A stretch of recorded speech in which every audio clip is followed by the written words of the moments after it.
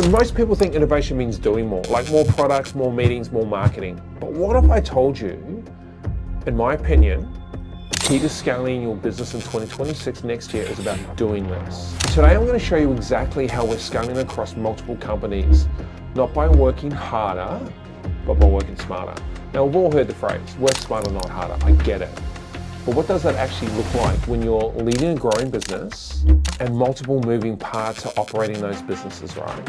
So I'm going to give you my top 3 focus areas. Same framework we're using right now to grow faster with less chaos, less waste, more complete control. All right, so let's get into it. So the first thing I want to talk about is develop a high-level vision. That's super critical to get right. A lot of businesses don't even have a mission statement or a vision statement, right? I think it's sort of important to do that. So before you can do less, you have to get really clear on what matters most. And I don't mean a 20-page business plan that sits in a drawer. I mean clarity and laser-sharp, simplified direction.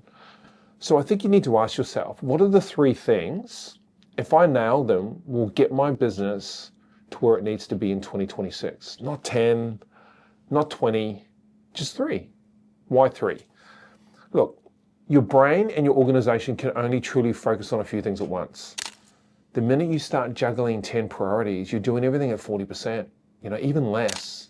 But 3, you can execute against that 100%. I know that's what I'm doing now. So those 3 focuses will be different for every business. So for us, those 3 focuses may be, for example, so this is in real time, right? Automate and digitize our recognition process end to end. Like that's one thing we need to do. I think one of the other ones off the top of my head are build a sustainable AI-driven student experience platform. That's number 2. Number 3 is expand our corporate partnerships across Australia. Like how do we really dive into that? So every initiative, every hire, every dollar we spend has to connect to that. It has to go back to one of those 3 things. And if it doesn't, we park it, we defer it, we delete it, and we kill it, right? Now, that discipline, that ruthless prioritization is kind of what allows you to grow while doing this. Now, here's the key. Just don't write your 3 focuses and move on. Like a lot of people do that. You have to break each one of them down into measurable outcomes. So you need to ask yourself, what does success look like for this particular goal? What's the tangible result that tells us that we've nailed it? So for us, for example, for those 3 goals, if our goal is to automate and define it, I would define it by this. It has to be done by December 2026, and 80% of our assessment process will be automated. If our goal is to expand partnerships, we'll have, say, 10 corporate agreements generating X amount of revenue per month. So it's a clear vision and it equals measurable success. Like you have to have that. And when you have that clarity, everything gets easier, trust me. Okay, number 2, disseminate the vision. All right, so now that you've defined your 3 focuses, the next step is dissemination, right? And what I mean by that is where most leaders fail. A great vision stuck in the CEO's head is useless to everybody. So you have to cascade that clarity through the entire organization, from your executive crew to your middle management crew, and then to every single team member and your clients as well. So my advice is start with your executive team. So sit down with them, explain not just what the 3 focuses are, but also think about why it matters to them. And make sure that they can connect their KPIs and daily workflows to those outcomes. Because if they can't, you've got a communication problem, not a performance problem, right? So make sure they understand the reason why behind it. Once that's done, my advice would be move on to your managers. Middle management is where it sits. So your middle management crew is where alignment either thrives or dies. Your managers are your translators. So they take care of all the strategy and disseminate that to everyone else in the business, right? So if they don't understand or buy into the vision, look, your message will never reach the front lines.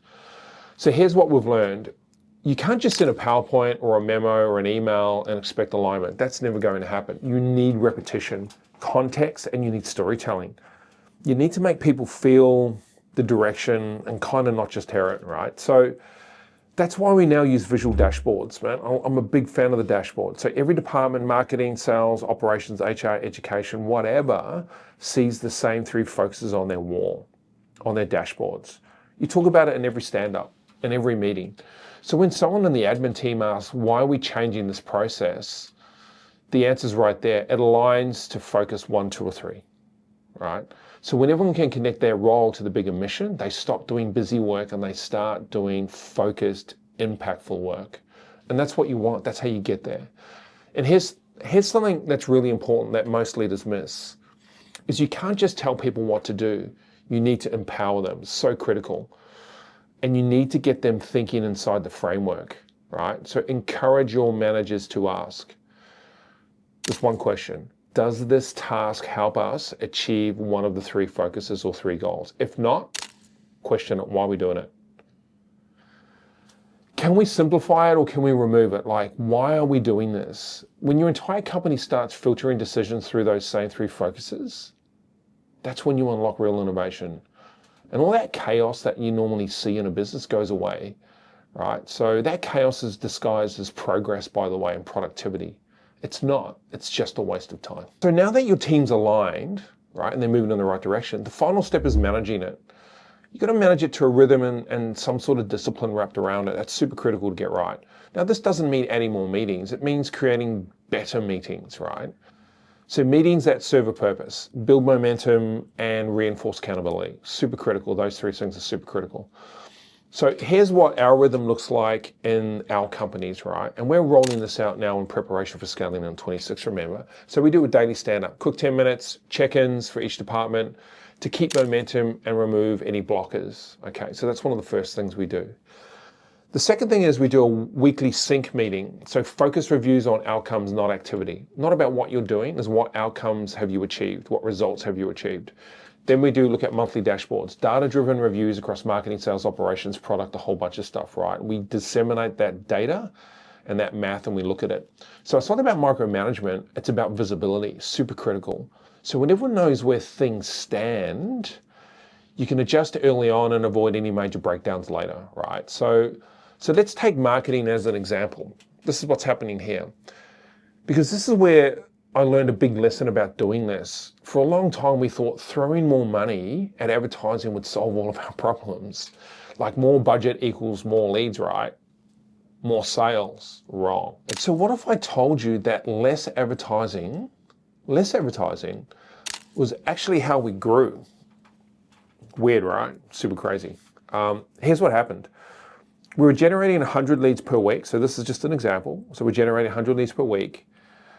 But we're only actually talking to maybe 10 or 20 of those leads, right? And out of that, we closed around 5. So that means over 80 potential clients were slipping through the cracks every single week. That's a lot. So we stopped chasing more leads and we focused on quality, and we're doing that now, and conversion, right? Quality and conversion. So we're building automations to follow up instantly and re-engage, right? So we trained our team to re-engage deeper and faster. We're building dashboards that show us exactly how many calls, messages, conversations are happening, so we can disseminate that data. We didn't increase our ad spend. We increased our effectiveness, and we're doing all these automations and data analysis in the background. And that's what doing less means. It's less input, more output, better management. The same principle applies everywhere in your business. Like, it's just a principle, right? Applies to operations, it applies to finance, product, HR, sales, business development, partnerships. You don't need more people to fix inefficiencies. You need more clarity and just better systems, right? You can't scale a business without systems. So that's how you build a company that scales itself, through rhythm, visibility, and focus. All right, so let's wrap this up. Innovate by simplicity. Innovation isn't always about new technology, or massive launches. It's not.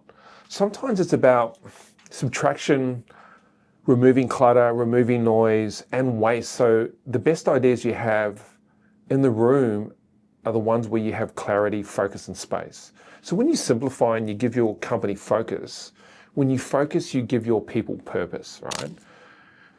And when your people have purpose, I think execution takes care of itself. So here's your framework for scaling smarter in 2026, and this is what we're doing. So define your 3 high-level focuses, keep it simple, measure it, and live by it. Disseminate it through your organization. So from top down, by the way. So every person knows how they contribute and connect to the 3 things, and manage it with rhythm. So regular check-ins, dashboards, and course corrections, right? So doing less isn't laziness, it's leadership. Like, that's what a CEO should do. It's choosing leverage over labor. And it's how you grow a company without burning it or burning yourself out. So if you're planning your 2026 strategy, just pause for a second and ask yourself this question. What are my 3 focuses for next year? What if I could stop doing today that's slowing me down?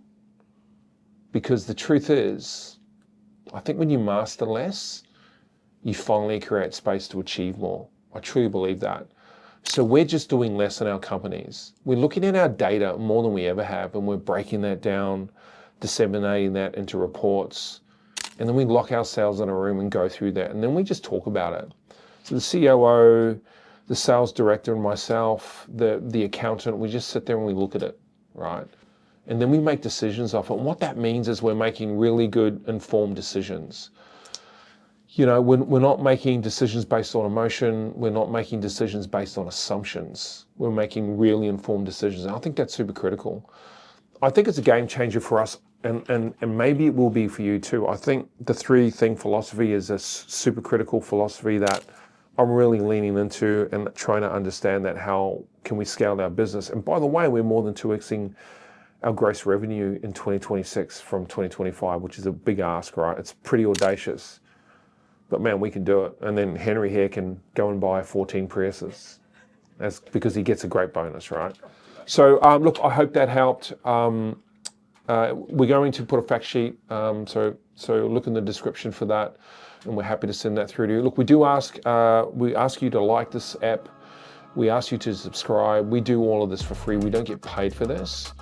This is about contribution, an element of contribution, because I think if we're being successful and doing well, that we should help others achieve the same, right? So that's what it's all about. Appreciate it. Thank you. We'll see you next time.